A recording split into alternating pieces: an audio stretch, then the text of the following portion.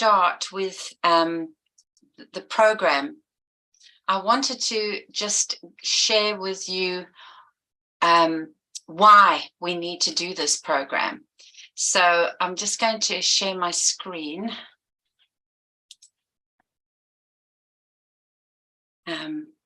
Okay, right. So the reason why I wanted to do this first, before we actually go through the program, is that we need to know why we need to do this this program in our communities. So we have over 1 billion children every year that are abused in our world. And this is in every single community in the world. It's not, it doesn't just happen in poor communities. It happens in the most affluent of communities in our world. It happens everywhere. And we all, no matter where we come from, which country, whatever we are, and wherever we are, we need to be vigilant about child abuse prevention. So the best way to deal with child abuse prevention is to talk about it, because it's a taboo subject in so many countries and in so many places. People just don't feel comfortable talking about it. And while this subject hides in the shadows and hides in secrecy, we are never ever going to get on top of it. And 1 billion children is 50% of our children in the world that are either being physically, sexually, emotionally abused or neglected. And we have to really, as communities and community leaders, we need to do something about it. So the My Body program is very much a starter program to get you talking about it, to get your communities talking about it, to help you talk about it in the classroom, to help you talk about it with your children. And that is why it's here to help you. Okay, so let's look at why we need to start this conversation. The following are facts from ISPAN, which is the International Society for the Prevention of Child Abuse and Neglect. So 95% of child abusers were themselves abused as children. Okay, so that the cycle of abuse continues, which is definitely why we have to stop it. 80% of substance abusers were abused as children. 80% of runaways cite abuse as a factor. 95% of prostitutes were sexually abused as kids. 78% of our prison population were abused as children. And 50% of suicide attempts reported having been sexually abused. So you can see what a massive impact this makes on our communities and why we need to do something about it. So 100% of child abuse and neglect is preventable. It's not a disease. It's not something that we can't do something about, but we have to be aware. And we have to start these conversations. We have to make the effort, and maybe sometimes the uncomfortable conversations that need to be started in our communities, so we can talk and we can just introduce this and get on top of it in our communities. Okay, so let's look at the effects that it has on children. So there's many long-term effects: low self-esteem, emotional problems, depression, anxiety, eating disorders, self-harm, PTSD, where children re-experience the trauma, the traumatic events of abuse, suicidal thoughts, problems with physical injuries, burns or fractures, difficulty in forming relationships. It's a big problem because of the trust issues and because it really affects children in later life. They have serious problems forming relationships and maintaining relationships. They can be infected with life-changing sexually transmitted diseases, impaired with neural connectivity, which can result in learning difficulties and regulation of emotions. So what happens, like for the teachers that are here, children that are traumatized at an early age, their learning capabilities are severely affected. So we have to look at trying to prevent this, because we're ending up with so many children and young adults with mental health issues. So all of these have lifelong negative effects on children, creating a tremendous burden on our societies. And there are significant social and economic costs. So if people say to you, oh, why do we need to do this? You can tell them that this is going to make a massive difference in your society, in your communities, and save a lot of money if we just take the time to initiate these programs and teach children body safety, teach children early communication about talking about if somebody's hurting them, if they feel uncomfortable, and if somebody's abusing them. We've got to make these lines of communication very, very open and make children feel comfortable. I was talking to somebody the other day about how parents react. And as a parent, I'm a parent of 4 and a grandmother of 4.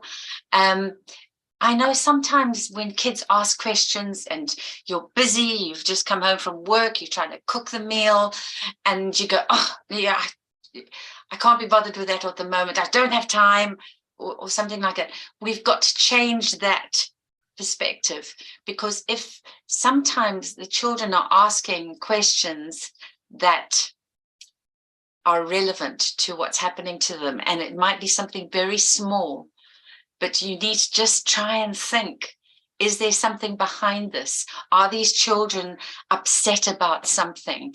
And you need to just take that few minutes to say something to them, even if it's, sweetheart, I know that's very important, and we'll talk about it in a little while. Remind me after I've cooked the meal. And just let them know that it's okay. Don't push them away. What made me realize is when I was a young teenager, probably just 12, somewhere around there, I came home and I'd heard a rude word at school, which I didn't know what it meant. Well, I didn't even know if it was a rude word or not. So I asked my mother, what is this word? And she just shouted at me and said, I don't ever want to hear you say that word again. But she didn't explain to me, this is a rude word and people don't use this word. It's not a good word. She just shouted at me. And that sort of response from a parent means that you don't want to go to that parent again to ask something innocent. You know, children are very inquisitive. And so we need to answer their questions, and especially if somebody's bullying them, hurting them, if they've had their feelings hurt about something, it's really, really important.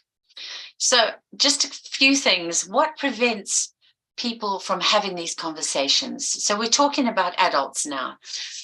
Many people feel uncomfortable with the subject of abuse, having no idea where to start, which is where the My Body is My Body program comes in, because we give you the tools to talk about these subjects in a comfortable way. They can also find it embarrassing, an embarrassing topic to discuss. Some people think it's inappropriate to talk to young children about these subjects, but we cannot afford not to talk about these subjects now. Now, the My Body program does not go into any details of any sexual things. All we teach children is that their body is their own, that they have private parts where their swimsuit covers or their bathing suit covers, and that nobody should be touching their private parts. Nobody should be hurting them. And if somebody does, to come and tell you. So there's nothing embarrassing about it. All we're doing is starting the conversation, making the child know that if somebody does anything to them, they can come to you. You've opened the lines of communication with them. Some people have a lack of knowledge and don't know the right words to create a meaningful discussion. And again, that's why we have the My Body is My Body program. Some parents think it's not my place to teach it. They think it should be taught at schools. And it should be taught at schools, but it should also be taught in the home. Sometimes children don't feel comfortable with their teacher, or they don't feel comfortable in the school environment enough to talk about personal things, which is why the parents need to be there. And sometimes children don't feel comfortable to talk to their parents, which is why the teachers need to be there. So we need to attack this from both angles. Okay. Some people don't want to talk about this because they've been abused themselves, and they might find it painful to discuss this subject. It might trigger bad memories and feelings, but they need to use that experience to go, I don't want this to happen to my child. So they try to get over that. If you feel that this is too painful for you, try to think about your kid and that you want to protect them from going through what you've been through. Some parents feel they don't have enough time, but using the My Body is My Body program only takes about 10 minutes per song and per subject. So we're not talking about hours and days and weeks teaching them. You're just bringing up little subjects every now and again to introduce these subjects. Some people might fear what's going to be disclosed.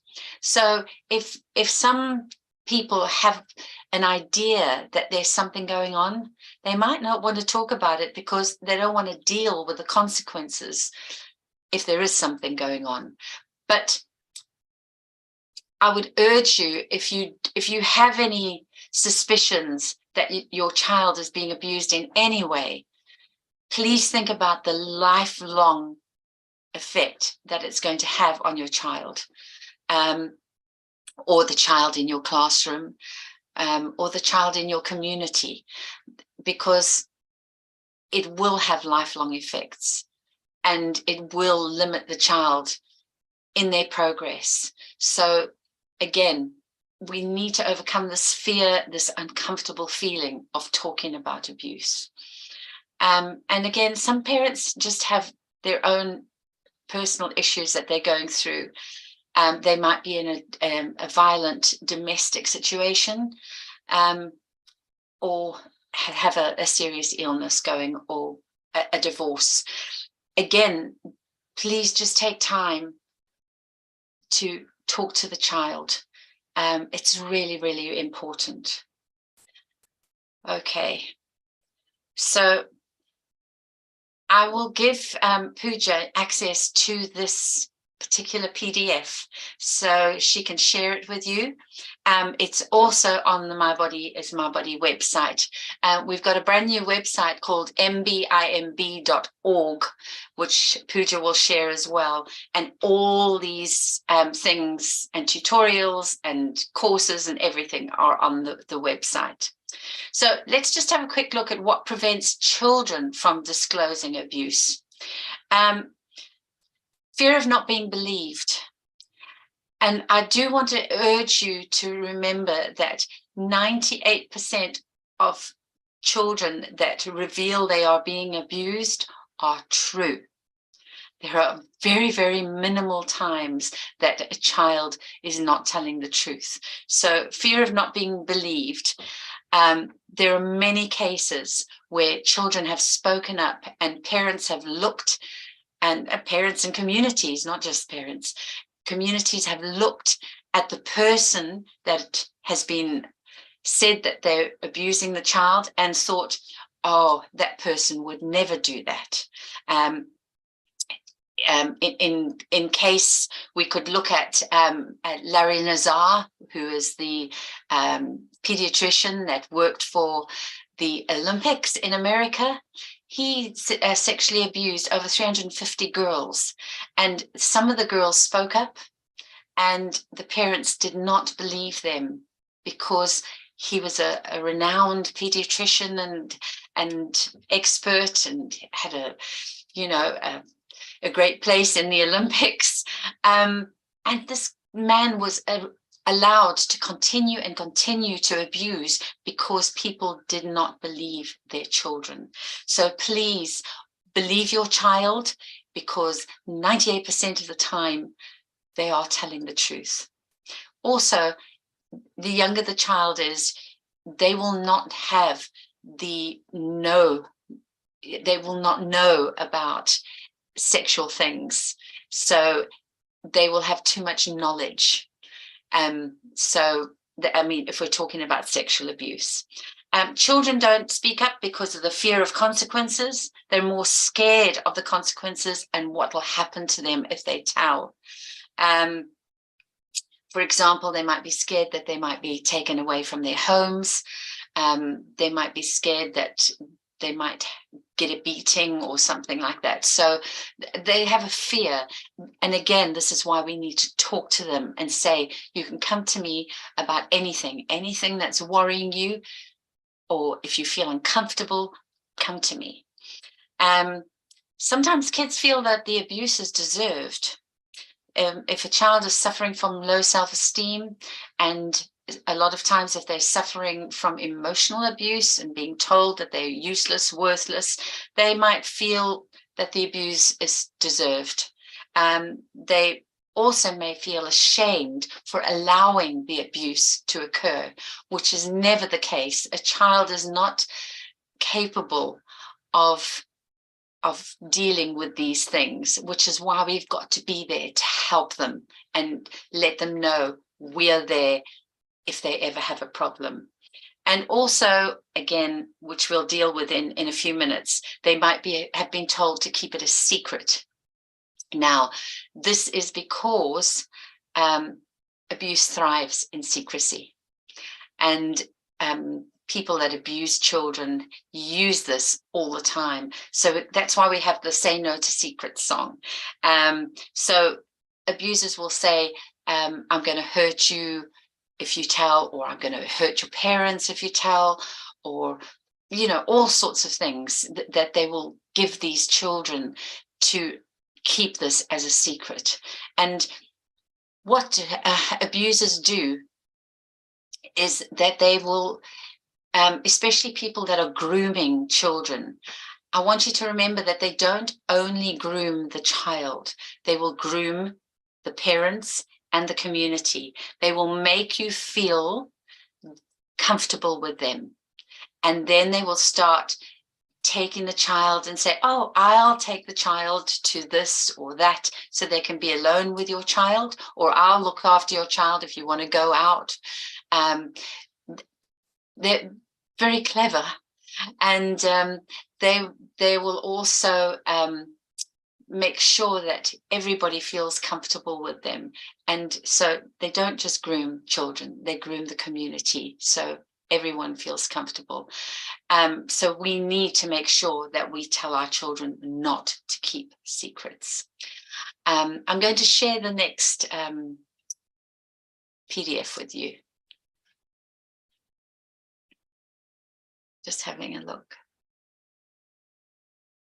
Yes, I'm just having a look at the questions. Yes, we're going to send it in a PDF file. And as I say, you can download these on the mbimb.org website. So, right, here we go with the second one. I'm just going to share my screen again.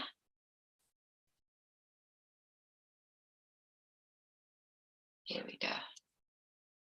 Okay, can you see that, Pooja? Good, okay. All right, so let's go. How are we going to do this with the children? Today, we're going to learn about our bodies.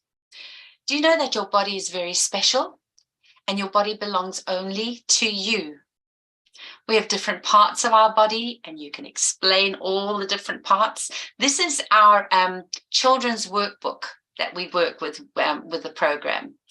And then we tell the children, but we also have private parts. Your private parts are where your underpants or your swimsuit covers. And so on the workbook, you can get them to draw a line to each part of the body so that they know exactly where the private parts are. Now, this can be used with children from the ages of 3 up to the age of 9. It's totally useful for that whole age group. Okay, so these are the times that somebody may touch your private parts. We need to go through this because it's important for the kids to understand. When you're young, your mommy and daddy or the person that looks after you will have to wash your private parts. But as you grow bigger, you'll learn to wash your own body. Okay, your private parts, if your private parts are sore, mommy or daddy or your carer might have to put medicine there. And the doctor might have to touch your private parts if you're sick or sore, but a parent or somebody that cares for you will always be with you. We need to assure children that if this does happen, I'll be there with you, or daddy will be there, or your carer will be there, and make them feel comfortable. And then apart from that, nobody should ever be touching your private parts. If somebody wants you to look at their private parts, say no. Private parts are private. Then tell a safe adult. Then never let anybody take a photo of your private parts. And if somebody tries to touch your private parts, say no and tell a safe adult. Now, we will go into who the safe adults are because we've got a song for that. It's called If You've Got a Problem, Tell Somebody. So we need to share with the kids that this is the problem. Here is the solution. We're going to tell about it, and we're going to tell a safe adult, and these are the safe adults you can tell. But we need to show them that there are certain times their private parts might need to be looked at, or by the doctor, or as I say, with a young person might need to be bathed. Talking about taking photos of private parts, it's such a big thing with kids at the moment, especially young teens.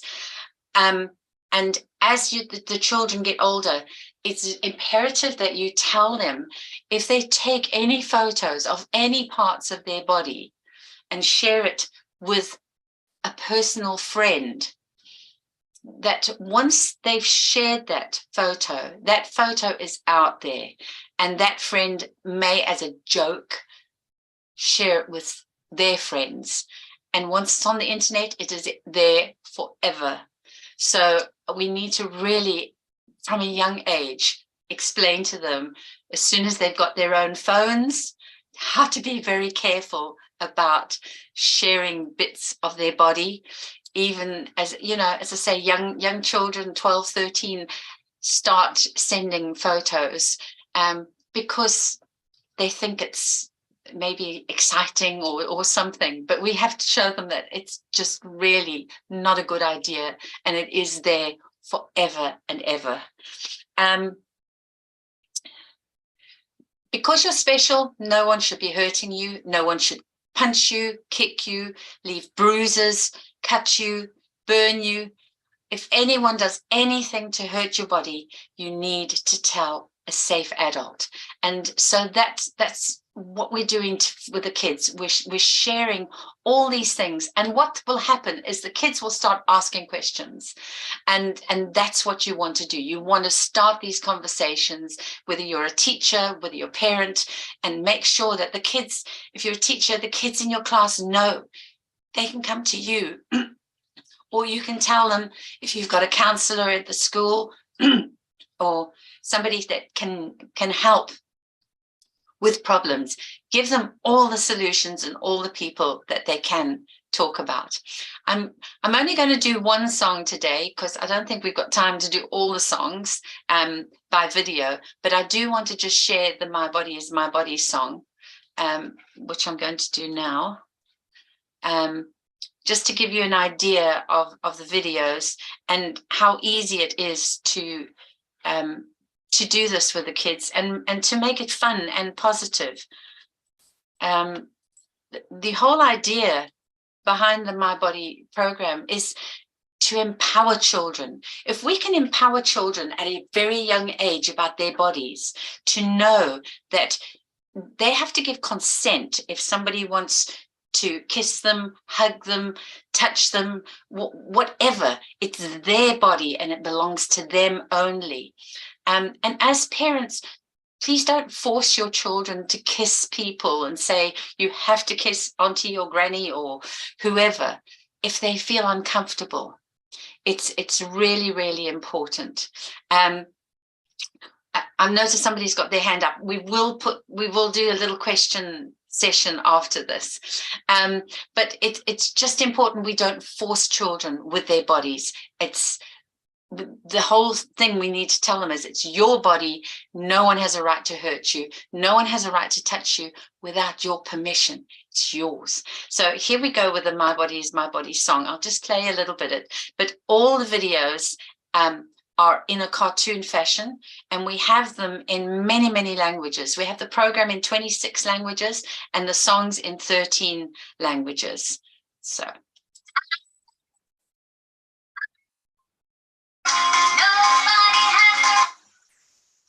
Oh. Stopped.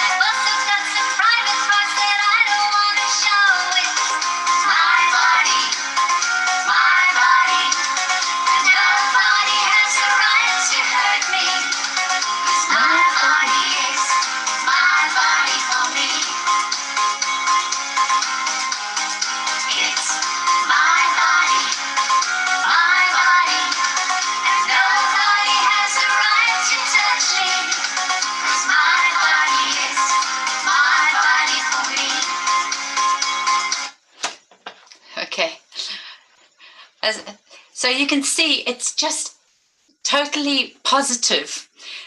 If you're doing these songs with the kids, just be silly with them and get them to stand up and dance and sing and make it a positive experience for them.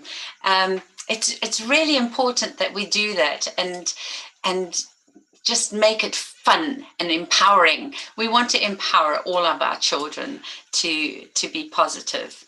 Right, let's go back to the program. All right, so there's the My Body is My Body song, and all the words are in the children's workbook, so you can download the workbook and I've got it in loads of languages, and so the kids can sing along and you can play as well. So then we talk about feelings. The next song is called If It Don't Feel Right, Don't Do It. And I mean, with my kids who are all grown up, got their own children now, we still use this. If it don't feel right, don't do it. Because it is a lifelong lesson. If something makes you feel uncomfortable, whether it's in a personal relationship, whether it's in business, whether it's whatever decision you're making, if it doesn't feel right inside, don't do it. And this is what we're teaching children. We need to let them listen to their feelings. So talk about feelings. How are you feeling today? And then we've got in the next one, all the little faces that you can say to them, you know, what are these faces feeling? And you can discuss things about how are you feeling today?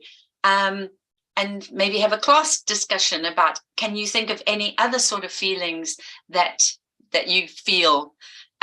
It's a good way of getting to know what's going on with the kids.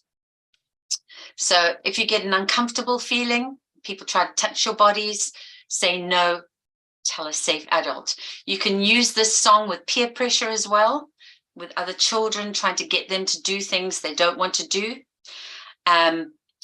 If it don't feel right, don't do it. So use different scenarios and use different ways of teaching the kids. You can also use bullying in the song and explain what bullying is. So you can bully with words, or you can bully physically. And again, give children these just basic rules of what to do. And then we've got the song, If It Don't Feel Right, Don't Do It. It's a rap song, and the kids love this one. So it's a great one to do. And again, it's got a full cartoon as well. The next song is called The What If Game. And what I found when I was working with the children is that when you said to them, what is a stranger? Most of them, I would say 95% at least, said it's a bad man. The kids never ever thought about strangers as women. And so it's a good thing to explain that strangers can be men, women, they can be old, young, you know, they can be anybody you don't know. So it's good to explain strangers to children. Now, I must tell you, when kids are being abused, it's very seldom that it is by a stranger. 95% of all abuse occurs by somebody either in the family, in the close family circle, by family friends, and people that the child knows. What we're finding more and more is that children are also being abused by other children. Again, with the advent of the internet and children finding inappropriate content on the internet, more and more abuse is happening because they're learning inappropriate behavior. So again, we need to talk about different scenarios, different things, that if a child gets into a situation, this is what you do. So the what if game is great. And I thought that a really good thing to do in the classroom would be to have a what if jar and have all sorts of questions in there. And then the children pick out of the jar. So what if you were out playing and somebody wanted you to go and look for their puppy? They said, oh, I've lost my puppy, please come and help me. Look, what would you do? And get the child to answer, what would you do? And as I say, in a classroom, you could put all sorts of different things in the what if jar and actually play a game with the children. I think it would help, again, educate in a fun way. So that is the what if game. And in the what if game, you get the children to shout no. There's a great place for them to just shout out no. So again, you're reinforcing that power and that empowerment of I can say no, which is what we're trying to do with the My Body program. Pooja, how long have I got? We have 20 minutes more. 20 minutes. All right, I'll do another 10 and then we'll do 10 for questions, if that's okay. Yes. Okay, so the next song is very important. What is a safe adult? As you saw earlier on in the children's workbook, it says go and tell a safe adult. So again, here we need to say to the children, a safe adult is someone you can tell if you have a problem, someone you feel comfortable talking to and that you know will help you. Here's a list of some people you can tell if you've got a problem. So we've got our mummies, daddies, grannies, grandpas, older brother or sister, auntie, uncle, teacher, principal, school counselor, neighbor, policeman, mentor, pastor, spiritual leader, but then also have a discussion either at home or in the class about who else could we tell? Who else do we feel comfortable talking to? And let the children know as many people, because sometimes children don't feel comfortable sharing at home, and they need to be able to share at school. And sometimes, as I said, kids don't feel comfortable at school, so they will share at home. We need to give them as many positive, safe people that they can talk to about their problems. Okay, so here it says in the workbook, can you think of anyone else? And write down or draw their faces. Again, just encouraging and reinforcing all the time. So this is also very important because kids need to know that they might find it difficult to tell somebody about their problems. I mean, even as an adult, I know that we sit and we go through, when we want to tell somebody something, you go through what I'm going to tell them, how am I going to tell them, and what if they say this is what I'm going to say. And kids find it even more difficult, because especially if it's about abuse. So we need to explain to them that you might feel embarrassed. It's okay. Lots of people feel like this when they're trying to talk about their problems. You might find it hard to find the right words. So just explain the best way you can. Your heart might beat fast and your voice might shake, but just take a deep breath and talk slowly. You might find it easier to tell just a little bit at a time. So tell them it doesn't matter how you tell or how much you tell, just as long as you tell somebody. You can also tell the children that you might find it easier to write it down or draw your problem. Do whatever you find easiest. So again,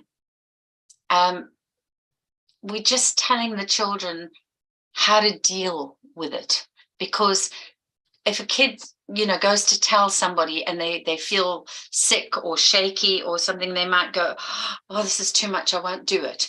But if they know that that's a normal feeling, that everybody feels like that when they have to tell something important or scary, then they don't feel so bad. They know that those feelings are normal. So again, it's a very important song. So then we've got the song, If You've Got a Problem. We've got a song here called Love is Gentle and Kind. And I put this in the program because there are many children that are neglected. In fact, I think something like 70% of abuse is neglect. And so we need to show children what happens in a normal home, in a loving home. So we share and we care and we trust. We spend time together with the people that we love. And we like to do things like reading books, playing games, talking, taking a walk, drawing, listening to music, cooking, watching TV. So then we say to the children, write down what you like to do with your family. And this is very, very enlightening when people do this, when children do this. You can find out a lot about kids as to their perception of their family, and what they like doing with their family. So again, all of this is interactive, and it's really, really important to get into doing not just the song, but to actually interact with a child. So I like to explain to children that when people look after you, they need to make sure that you're loved, you have enough food to eat, you have clean clothes, you clean your teeth, you brush your hair, you have a bath, get plenty of sleep. They can help you with your problems, and they're there to help you if you're sad. And it's important that you are looked after so that you can grow up healthy and happy and strong. So again, it's just showing children what should be there. I do appreciate in some communities, having enough food to eat is not always possible, but we do have to be sure that children need to know that that's what should be happening. And And we can explain that in certain circumstances, things may be different, especially if there is no food and parents are having a difficult time to pay for things. Okay, this is the last song in the program, and it's called Say No to Secrets. And so what we have here is a say no to secrets rule. So sometimes when people hurt you or try to touch your private parts, they will ask you to keep it a secret. So we need to learn the no secrets rule. So we tell children here the type of things that an abuser might tell them. Excuse me. Here we go. So people won't listen to you. Don't believe them. People will say it's your fault. Don't believe them. People won't love you anymore. You're going to get into trouble. I'm going to hurt you if you tell. And I will hurt someone in your family. Don't believe them. We've, again, got to give these children the rules and be one step ahead of the abusers. So then there's a little game here called, is it a secret or surprise? So it's important for children to know what is a secret and what is something else that we might not tell about. So I like to do it in secrets and surprises. So a surprise is something that we're not going to keep forever. You know, a secret is something that you keep secret and you don't ever tell. So we don't want children to be doing that. We want them to go, okay, mommy's having a birthday. That is a surprise. So we'll keep it a secret for just a little while, or we'll not tell. We won't say keep it a secret. We'll not tell about that because it's a surprise for mommy. Somebody might say, I want you to come with me, but let's not tell mommy or daddy. That is a secret. So just go through things. And again, in the classroom for teachers, you can go through what is a secret and what is a surprise. So if we say, let's play a touching game, but we mustn't tell anyone, that is a secret, and we don't keep secrets. And that's basically the children's workbook, and the basics behind the program is use these 6 songs to bring out these difficult subjects and important subjects that we need to talk to the children about. Now, on the website, we have 2 courses at the moment. And the first one is Introduction to Maltreatment, which gives you the basics on why we should teach children about child abuse and the importance of doing that. And then the other one is actually the full program, what to say to the children, each song, and there's a tutorial for each song that you can download, and it'll help you get through. So as Pooja's put the link to the courses up, and yeah, it's all there for you to use. And I can just urge you, please, please, please share this in your communities, share it with the parents, share it with teachers, and let's try and make sure that we give the children the tools to stay safe. I do know this program works, and you can use it, as I say, from as soon as a child knows about their body and they are body aware, you can start introducing the My Body is My Body song. It's just really, really important. Right. I know we had some hands up earlier, so are there any questions? And Pooja, do you have any questions? No, actually, I just have, I have shared a link, so hopefully all of them are able to access it. So if there is any issue, again, you can check my LinkedIn account. Again, I'm sharing the link with the, write-up and PDFs as well, right? Or you can directly visit the website and download the material, and you can go through the course.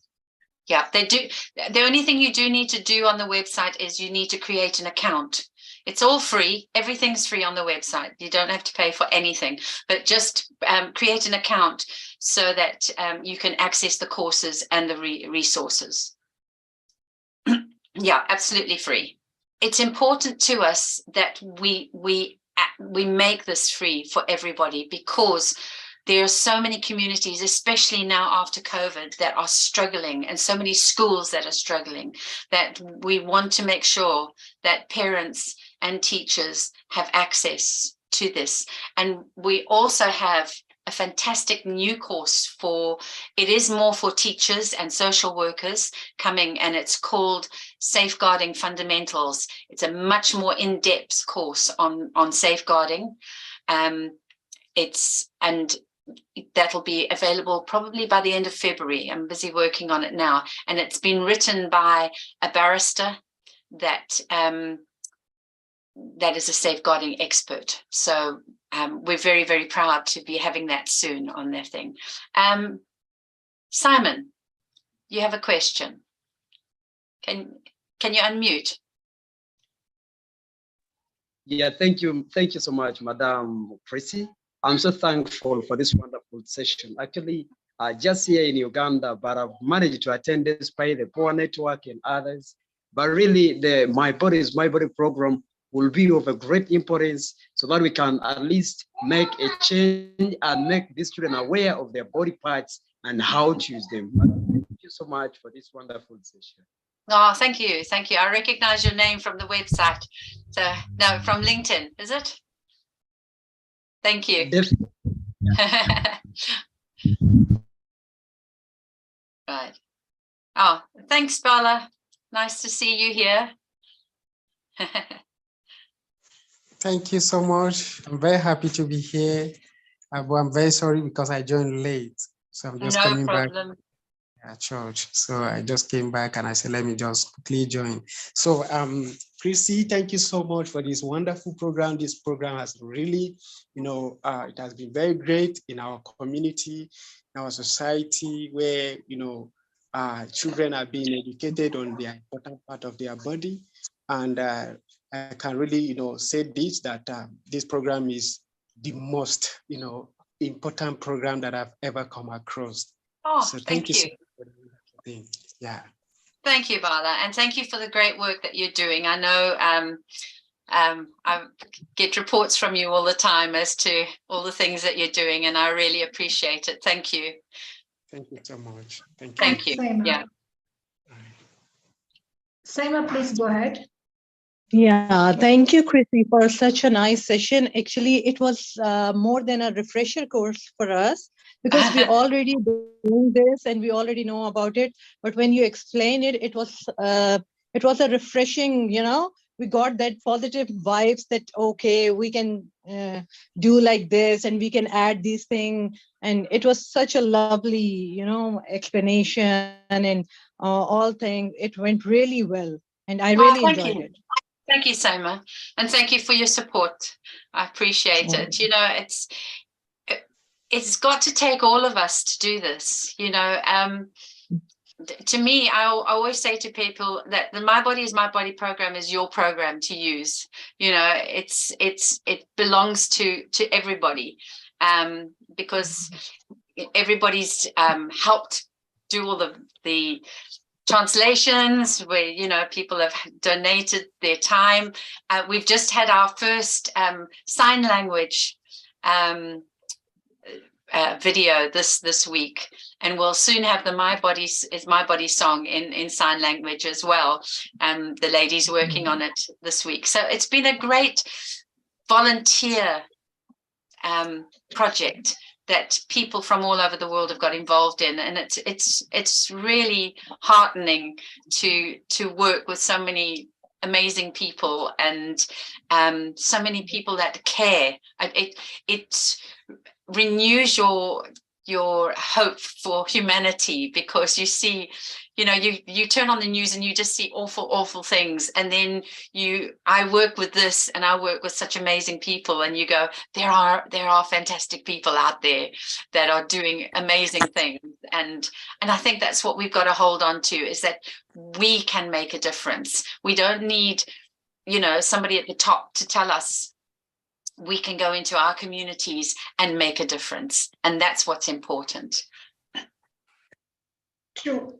And, I have to mention this, it takes a lot of effort to bring in world together. And I have seen you reaching almost every corner of the world to make it big. And it is, as you have mentioned, this program is already in 26 different languages, and it's not an easy task. I know it's though people from different languages have translated it, and just making it happen itself is a big task. I know how difficult it is to reach the world, and I'm really glad that we have people like you, and who make us believe still in humanity, and still there are people who are doing great work for the community. And one great thing is, you are thinking beyond the border, and that makes it really big. I always felt this is very important for any person who's working for the people to think beyond the border, and go everywhere and try to make it happen. Thanks a lot, and that's a great work, and I really appreciate it. And I hope everyone, each one of us here, will try our best to make it reach many more people, and especially children and parents, teachers. And teachers are change makers, and definitely, teachers will be able to reach or take this message to all the parents and children in their classrooms, so that even if it saves one life, if it helps one child, that is definitely a great task and great achievement to happen. And thanks a lot for joining me in, and making this complete 1 hour meaningful, useful. Thanks a lot. And you have anything else to share us? Well, yeah. I just want to say hi, Dennis. I see you've joined late, but thanks for joining us. No, I just want to say we've also got, gosh, struggling this morning. We've also got another new program coming, apart from the safeguarding one. I've done a program for new mothers because, and it covers the first 6 months of a baby's life. So again, working in communities, I'm finding out, and especially in the refugee centers, there are a lot of very, very young mothers, and I'm talking from 12 upwards, that have not much knowledge about how to raise a child. So we're doing this course especially to put into the communities that don't have much education about raising children, to help mothers from the start give their children a good start, and again, be more confident. I had my first baby at 17, and I was very, very inexperienced. There was no internet at the time, and I know how I struggled to find my way through things. So I've tried to incorporate everything that I think is important, and I've done it in conjunction with Dr. Tufail Mohammed from ISPCAN. He's a pediatrician, and so we know that we've got everything right in the course for the young mothers, and it'll be good. Yeah. So kids are our priority, and they're our future, and we want to make a difference, and especially with mental health. Mental health is a massive problem here in England and around the world. And if we can change those lives for the better, then we've done something massively constructive within our communities. So thank you all for your time. Thank you, Pooja, for your support and for the work you do with the children. It's greatly appreciated. And thank you all for sharing the program and doing all the things that you do, because without you, the program is nothing. So thank you so much to everybody. It's greatly appreciated.